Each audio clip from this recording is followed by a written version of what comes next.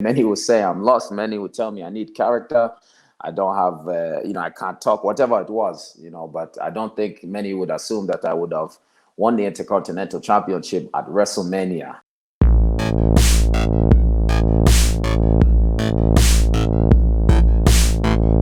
Hey there, everyone. Rick Ucchino here again for Sportskeeda Wrestling, and today I'm joined by the man who went to war with Big E this past Sunday at WrestleMania, emerged victorious from the Nigerian Drum Fight as the new Intercontinental Champion, Apollo Crews. Joining me, sir. How are we doing today? I'm doing very well. It's a wonderful day here in Orlando. I got my workout in this morning. And I woke up still feeling like I was dreaming, but it's not a dream. It's real life. So everything is good here. I was going to say, man, like you've been chasing that bad boy for a while now. So to finally have your hands on the Intercontinental Championship, man, how does that feel to you? It feels fantastic. My second title in a little over a year. And, if you were to look at my career before this, you would have thought it could have gone worse than it's going now. Many would say I'm lost. Many would tell me I need character. I don't have, I can't talk, whatever it was, but I don't think many would assume that I would have won the Intercontinental Championship at WrestleMania. Right. WrestleMania. The first show that we had back with live fans as well, so right. For me, this is something that I've been working for my whole life. And I don't think many people can understand something like that. I don't think many people understand the drive, the dedication, the discipline, the sacrifices, early mornings, late nights that you have to make to be in a position like that. But it's okay. They don't have to understand. This is who I am. And, since Monday, I've been waking up and just wondering if I'm going to wake up and it's all a dream. Right. Now, about a month ago or so, you did an interview with my guy, Justin Barrasso, for Sports Illustrated. And you knew exactly where you wanted to go. You wanted this IC title match with Big E at WrestleMania. You said that would be living out a dream. And now that it's happened, did that match live up to your expectations? It did. But me being the person I am, I woke up the next day and I was looking for the next thing, the next great thing, which is, it's weird. I went to the gym the next day. My body was hurting, but I got up and I was looking to attach myself to what is next. Not that I didn't appreciate that moment. I appreciated, and like I said, it was a dream. The biggest moment easily of my career. And, who knows if there will be another opportunity or another chance like that again. But for me, that it happened, there's something that will live on, not only in my memory, but in WWE history as well. So I wake up the next day, go to the gym, and immediately look for what is next. That is just the competitor inside me. That's just the spirit inside me. The just relentless. I want to keep going. I want to make this title reign one of the best in WWE history. I want to make it a long and historic title reign. And I'm accepting on all challenges. It does not matter who you are. I will fight anybody. I will bring the fight to anybody, just like I expect them to bring it to me. And a lot of respect goes to Big E because he brought that fight. He brought something out of me, and I know I brought something out of him that he never knew was there. See, it's you talk about dedication. Going to the gym the day after that fight, which you had some big spots, man. The Uranagi on the steel steps, the frog splash through the table, and just the start of the match, you guys just beating the holy hell out of each other with the kendo sticks. I mean, there was no holding back. That was quite the sprint that you got, an enjoyable sprint for us watching at WrestleMania on Sunday.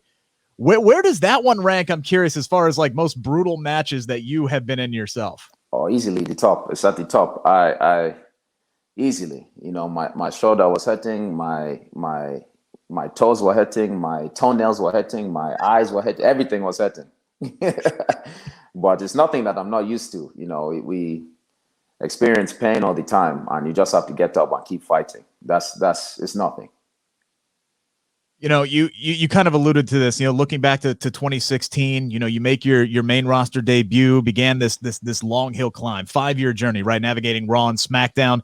finally really starts taking off in the last year. You capture the United States title early on in the pandemic era. Now you are the Intercontinental Champion. As you said, you won it at WrestleMania in front of fans, first live audience in 13 months.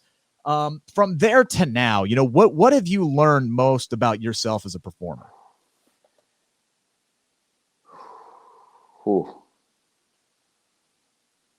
I've learned that I'm very good at what I do. Honest answer. I like it. You know, honestly, I've learned a lot. You know, I mentally, I've learned that I'm very strong mentally. I learned that no matter how things are going, my attitude is always the same. You know, always positive and always getting back to work. You know, that's what I've learned about myself, is that I never give up. I don't quit. That's something that, you know, a lot of times you can say, but when you're faced with some kind of adversity or you're faced with a certain situation, it can be easy to quit. But I've learned myself that there is no quit inside me. You know, I strive to be the best. I strive to be the best me that I can be. And you have to keep going. You have to. That's what I've learned about myself. I feel like once you're tough mentally, then the rest is okay. Now, you have your fair share of supporters backstage. I remember seeing Peyton Royce's tweet to you after you won, and a few others. You know, what was the reception like, you know, when you got to the back and you had that Intercontinental Championship, knowing so many people know how hard you have worked to get to this point? It was similar when I won the United States title. Everybody was happy for me. Everybody congratulated me. For me, in my head this time, it felt different. You know, I look back at the guy who won the United States Championship, and he was just happy to be there. He was just happy to have that opportunity. Now, looking at it, I deserve this. I know I've worked so hard for this. This is where I belong. This is where I'm supposed to be. That's why I'm here, because of the hard work, the sacrifice. I'm not saying that anybody else did not work hard, but I worked extremely hard. I took that chance, and now it is paying off. So the reception was great. Everybody was extremely happy for me, because they see the dedication, they see what I've been through with the first part of my career and how far I've come. And even myself, I realized how far I've come. Sometimes you do things and you don't take the time to look around and enjoy. And you can look back and your career can just go like that. But I want to wake up every day and realize every moment and enjoy every moment, the downs, the ups, anytime. I want to enjoy and appreciate all those moments, because they all led me to this moment here.